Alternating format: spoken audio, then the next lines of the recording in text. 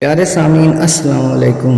آج ہم جس کتاب کا انٹروڈکشن کروانے جا رہے ہیں وہ ہے 100 عظیم سائنسی دریافتیں۔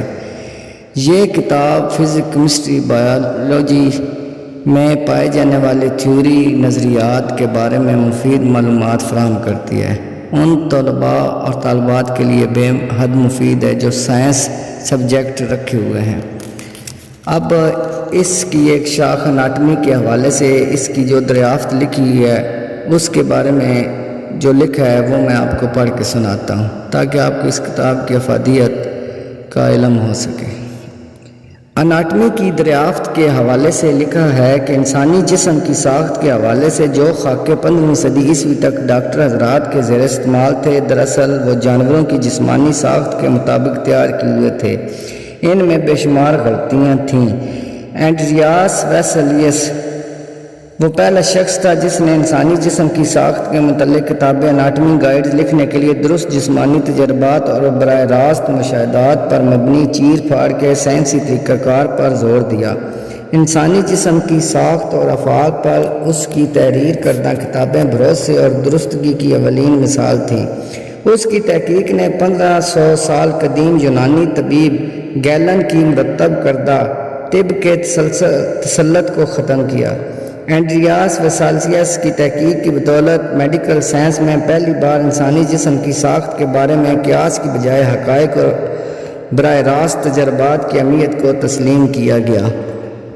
اینڈریاس ویسالیس 1515 میں برسلز میں پیدا ہوا۔ اس کا ڈاکٹر باپ شاہی دربار میں کام کرتا تھا اور اس نے ایک بہترین میڈیکل لائبریری بنائی ہوئی تھی۔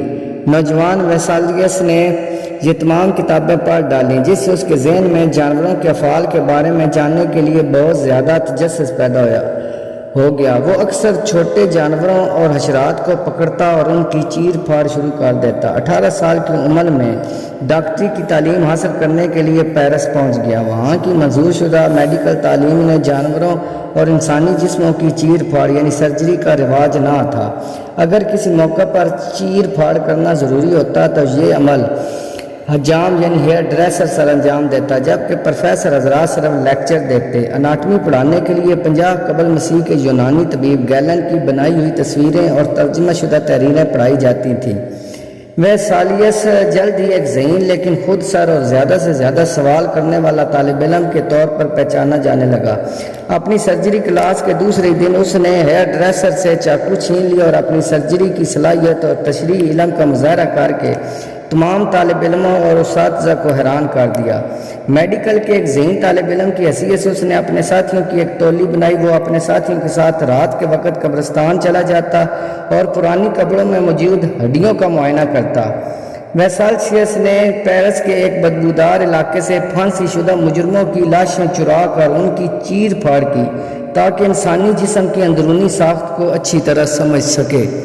1537 میں ویسالیس نے گریجویشن مکمل کی اور یونیورسٹی آف پاڈوا چلا گیا جہاں اس نے اپنے لیکچر کا ایک طویل سلسلہ شروع کیا۔ ہر لیکچر میں اصل اور براہ راست سرجری کے تجربات شامل کیے جاتے تھے۔ اس کی مہارت سے متاثر ہو کر نہ صرف طالب علم بلکہ سینئر پروفیسر حضرات بھی اس کے لیکچر سننے کے لیے جوک در جوک کھینچے چلے آتے۔ اس نے عضلات، پٹوں، شریانوں اور وریدوں کے ساتھ ساتھ انسانی دماغ کی ساخت کے بارے میں بھی نئے حقائق آشکار کیے۔ یہ سلسلہ 1540 میں عروج پر پہنچ گیا جب اس نے اٹلی کے شہر بولونگا میں ایک تھیٹر میں لیکچر دیا۔ میڈیکل کے دیگر تمام طالب علموں کی طرح ویسالیس کو بھی گیلن کی تحقیق پر یقین کرنے کی تعلیم دی گئی، لیکن ویسالیس بہت زیادہ مخمصے کا شکار تھا کیونکہ اس کی اصل چیر پھاڑ کے نتائج گیلن کے کام سے بہت مختلف ثابت ہو رہے تھے، یعنی اسے گیلن کی تحقیقات سے اختلاف تھا۔ اپنے اس لیکچر میں ویسالیس نے پہلی بار عوام کے سامنے گیلن کے کام کو غلط ثابت کرنے کے لیے اپنے ثبوت پیش کیے۔ اس نے ثابت کیا کہ گیلن کی تحریروں میں بیان کرتا جسمانی ساختیں مثلاً پتلی خمدار ہڈیاں، دل کے خانے اور سینے کی ہڈیاں وغیرہ انسانوں کی بجائے بندر کی جسمانی ساختوں سے مماثلت رکھتی ہیں۔ اپنے اس لیکچر میں ویسالیس نے گیلن کی تحریروں اور اصل انسانی ساخت کے درمیان 200 اختلافات کی تفصیل بیان کی۔ اس نے بتایا کہ یورپ کے ڈاکٹر اور سرجن حضرات انسانوں کی بجائے بندروں، کتوں اور بھیڑوں کی جسمانی ساخت پر انحصار کر رہے ہیں۔ گیلن کی تحریروں اور تصویروں کی بنیاد پر انجام دینے والی ہر تحقیق بالکل غلط ثابت ہوئی تھی۔ ویسالسیس نے اپنی مہارت کے ذریعے مقامی میڈیکل حلقوں کو حیران کر دیا۔ پھر اس نے اپنے آپ کو 3 سال کے لیے اناٹمی کے موضوع پر ایک تفصیلی کتاب لکھنے کے لیے وقف کر دیا۔ اس نے اپنے تجربات سے حاصل ہونے والی خون کی نالیوں، عصبیوں، ہڈیوں، پٹھوں، اعصاب، دماغ اور تمام جسمانی اعضاء کی تصاویر بنانے کے لیے ماہر پینٹروں کی خدمات حاصل کیں۔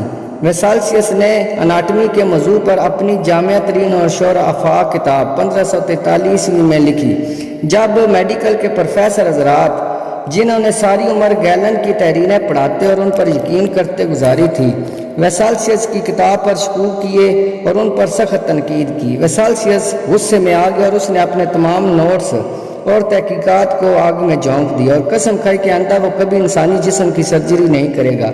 لیکن یہ ہماری خوش قسمتی تھی کہ اس کی شائع کردہ کتاب محفوظ ہو گئی اور اگلے 300 سال تک اناٹمی کی معیاری ترین کتاب کے طور پر پڑھائی جاتی رہی۔